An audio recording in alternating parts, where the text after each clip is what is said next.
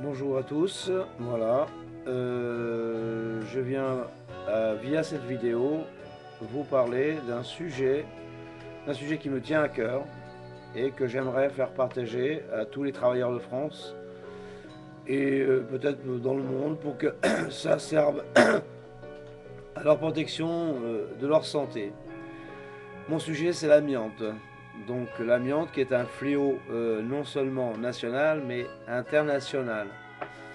Et depuis pas mal de temps, je travaille sur le sujet, donc je peux certifier que ça peut toucher n'importe qui dans le monde. Donc l'amiante, j'ai donc pourquoi l'amiante? J'ai 58 ans au mois de janvier, je vais avoir 58 ans. Il y a il y a 2 ans, donc je travaillais dans un immeuble comme technicien de maintenance, donc je m'occupe de ce qu'on appelle la maintenance multitechnique, multiservice. Donc je suis électricien de base et j'interviens dans les immeubles pour la climatisation, les dépannages d'électricité, un peu de plomberie, un peu de menuiserie, un peu tout, mais je suis surtout électricien de base. Bon, tout ça pour dire que bon, les Américains, les Anglais, les anglophones, ils nous parlent de facility management et de multiservices. Enfin, en fait, on faut tout savoir faire, quoi. Et en fait, la- l'amiante est un exemple où il ne faut pas écouter forcément les exemples devenus d'ailleurs, notamment les anglo-saxons. Franchement, ils ont des leçons à prendre de notre part, nous les Français. Mais mon sujet n'est pas celui-là. Donc l'amiante, c'est un fléau international. Donc il y a 2 ans, dans cet immeuble où je travaillais, j'ai donc consulté le cahier DTA, donc diagnostic technique amiante. Dans ce cahier DTA, il y avait indiqué qu'il y avait la présence d'amiante dans cet immeuble où je travaillais. J'ai ensuite, à ma visite médicale annuelle, j'ai indiqué que cet immeuble était amianté et on m'a fait passer donc une radio il y a 2 ans. Cette radio a confirmé la présence de fibres d'amiante dans mes poumons. Et voilà, donc ça c'est il y a 2 ans. L'année dernière, en 2009, pareil. Alors la vidéo va se terminer. J'en fais une deuxième derrière. Allez, salut. Donc apparemment la vidéo continue. En fait, donc en 2009, j'ai encore par la médecine du travail, on m'a demandé de faire donc cette fois-ci non plus une radio, mais un scanner qui apparemment est plus précis. On, on détecte beaucoup mieux la présence des fibres d'amiante dans les poumons. Et donc cette année, en 2010, donc là, la confirmation est venue, donc c'est-à-dire en mois de février, mars 2010, on m'a indiqué que j'avais donc la présence d'amiante. La médecine du travail m'a indiqué que j'avais la présence de fibres d'amiante dans mes poumons. Et donc j'ai démarré, la médecine du travail m'a fait démarrer donc un dossier pour partir en maladie professionnelle, puisque j'ai 58 ans bientôt. Donc une enquête, donc un dossier m'a été donné par la sécurité sociale que j'ai rempli. Une enquête de 6 mois a été faite. Je me suis déplacé pour donner des informations à la sécurité sociale, aux inspecteurs, aux experts, pour savoir à quel endroit j'ai travaillé, puisque pour votre information, depuis l'âge de 16 ans, je travaille dans le bâtiment en tant qu'électricien. Donc il paraît que c'est un des métiers où on est tous concernés par ce problème de l'amiante. Et donc voilà. Euh, j'ai perdu le fil, mais ça va me revenir. Et donc je voulais vous parler de ça. Euh, Donc nous les techniciens, donc voilà, j'ai retrouvé mon fil. Donc la médecine du travail donc m'a fait faire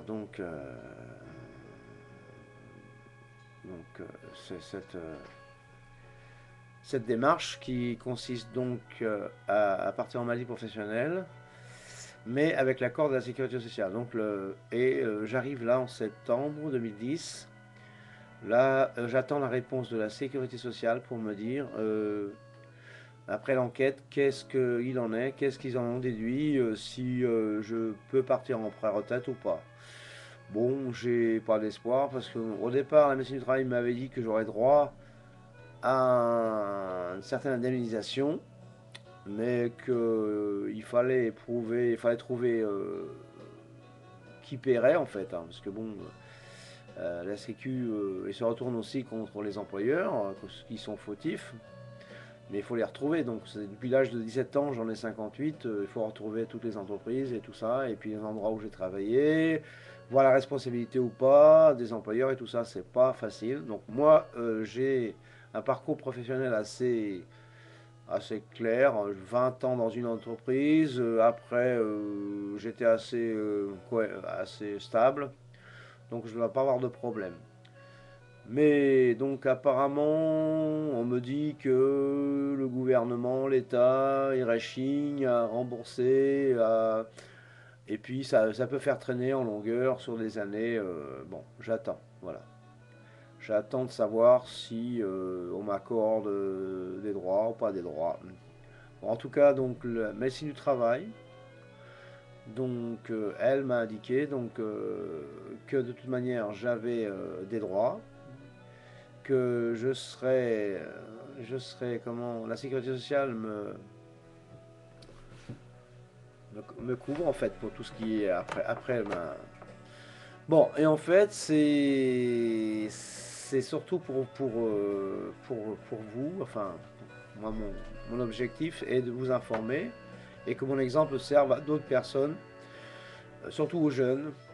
Je pense que si j'avais été informé à l'époque jeune, si on m'avait informé, peut-être que j'aurais évité tout ça. Donc c'est un peu l'objectif de ma part, c'est de dire à la jeunesse, à tous les jeunes qui travaillent dans le bâtiment comme moi, à tous les électriciens, plombiers, menuisiers, serruriers, chauffagistes, climaticiens, peintres, toutes les personnes qui interviennent dans les immeubles.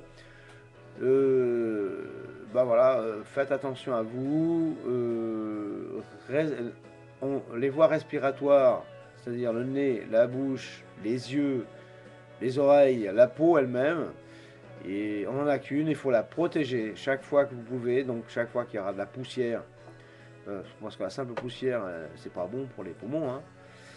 Mais l'amiante, c'est à l'époque, personne ne nous a dit que c'était dangereux ou pas, et donc nous, voilà, on faisait ce qu'il y avait à faire, et donc on a été contaminé. On est apparemment beaucoup de monde en France et partout à être contaminé. Donc l'amiante ça retrouve partout. Même les personnes qui pensent qu'ils ne sont pas atteintes, bah, il faut qu'elles se méfient parce que dans les immeubles, la clim par exemple, la climatisation, donc il y a du soufflage, on souffle un air. Que cet air, c'est l'air qui circule en circuit fermé. Donc, c'est-à-dire qu'on souffle, on en aspire, et ainsi de suite, ça fait une boucle. Et dans cette boucle, il y a les gens qui sont dans les immeubles, hein, donc ils respirent l'air. Si jamais, à la base, dans les centrales de traitement d'air, ce qu'on appelle, il y a un manquement quelque part un manque de maintenance ou un manque d'entretien ou un manque de vigilance des principaux responsables, on est tous atteints. Et je pense que c'est le cas dans pas mal d'endroits. Donc, qu'on soit riche ou pauvre, qu'on soit puissant ou pas, de toute manière, à ce niveau-là, il faut qu'on soit tous sérieux parce qu'on peut être tous victimes à notre insu, en pensant ne pas y être. Parce que, bon, celui qui a de l'argent, il peut se payer des bonnes centrales de clim et tout ça, mais quand il se déplace, il va dans un autre immeuble, il n'est pas sûr de ne pas être contaminé. Donc, moralité de la chose, protégeons-nous tous les uns les autres, voilà, nos enfants, nos petits-enfants, et partout. Et bon, alors les solutions, elles existent, hein. Les solutions, elles existent. Aujourd'hui, je suis un syndicaliste. Je fais partie du comité d'hygiène et de sécurité de mon entreprise. J'ai fait prendre conscience à pas mal de personnes, par exemple aux propriétaires d'immeubles, aux exploitants, aux responsables de sites, aux chargés d'affaires. Et donc les solutions, c'est quand il y a l'amiante, déjà personne n'y touche, on isole l'endroit, on fait faire des travaux de diagnostic, on fait venir des entreprises spécialisées qui viennent avec des techniciens, avec les moyens, ils se protègent, ils analysent l'air, ils ont des analyseurs d'air. Et puis ensuite, il y a des travaux qui sont faits. On doit évacuer, dans certains cas, il faut évacuer les immeubles. Il y a aujourd'hui des procédures pour éviter justement que ça coûte trop cher aux propriétaires. Et voilà, on peut, à vous les exploitants, à vous les chargés d'affaires, qui ignoraient peut-être ça, et ben écoutez, il y a des solutions. Et il faut pas hésiter à les mettre en route. Parce que vous pouvez être contaminé, vos enfants, enfin tout le monde peut être contaminé. Donc n'hésitez pas à faire appel au comité d'hygiène et de sécurité, aux experts, et les solutions, elles existent. Et il n'y a pas de raison qu'on fasse pas le nécessaire. Et voilà. Donc, sur l'amiante, il faut pas hésiter. Les solutions, voilà. Bon, je vais arrêter là. Si je vais rajouter peut-être quelque chose, donc pour ceux qui sont atteints par l'amiante, donc ou ceux qui ne savent pas, donc la première des choses à faire, c'est d'en parler à un médecin du travail. Sinon, vous allez voir votre médecin traitant et vous demandez à faire un scanner de recherche d'amiante, hein, un scanner, pas une radio, un scanner. Ok. Vous pouvez aussi sur internet vous procurer donc ce document qui s'appelle Maladie professionnelle amiante. C'est un guide qui est de la ADEVA. L'organisme s'appelle ADEVA, donc Association de défense des victimes de l'amiante. Hein. Il n'en existe pas partout. Donc vous allez sur internet et cette association elle vous aidera donc contre une adhésion, voilà. Sachez aussi qu'il existe donc ce qu'on appelle le FIVA, Fonds d'indemnisation des victimes de l'amiante. C'est un fonds qui est en partie alimenté par les employeurs et par les assurances. Et il y a toute une démarche à faire. C'est pas parce que ça existe qu'ils vont vous les donner forcément. Donc dans ce guide, donc je vous montre là, dans ce guide sur l'amiante, je vous lis un petit peu pourquoi ce guide était indiqué. Donc je vous lis. En moins de 10 ans, la réglementation sur l'amiante a connu une formidable évolution. Elle touche tous les domaines. Indemnisation par la sécurité sociale, suivi médical, départ anticipé, action judiciaire et faute inexcusable, fonds d'indemnisation des victimes de l'amiante, protection des salariés et de l'environnement, suivi des déchets. Le recueil de ces textes dans un livre récent, L'amiante aux éditions du journal officiel, occupe près de 1000 pages. Il est impossible de tout connaître. Voilà. Ce guide est édité par l'ADEVA, l'Association de défense des victimes de l'amiante. Voilà. Donc je peux vous lire, par exemple, pour votre information, la page 6 et 7, rapidement. Donc le chapitre c'est où peut-on trouver de l'amiante? Donc l'amiante a longtemps été présente comme un matériau miracle. C'est aussi un cancérogène redoutable, capable de tuer à 30 ou 40 années de distance les personnes qui inhalent ses fibres. Donc le matériau et ses propriétés. L'amiante a connu une large utilisation au lendemain de la guerre en raison de ses propriétés isolantes thermiques et phoniques, de sa résistance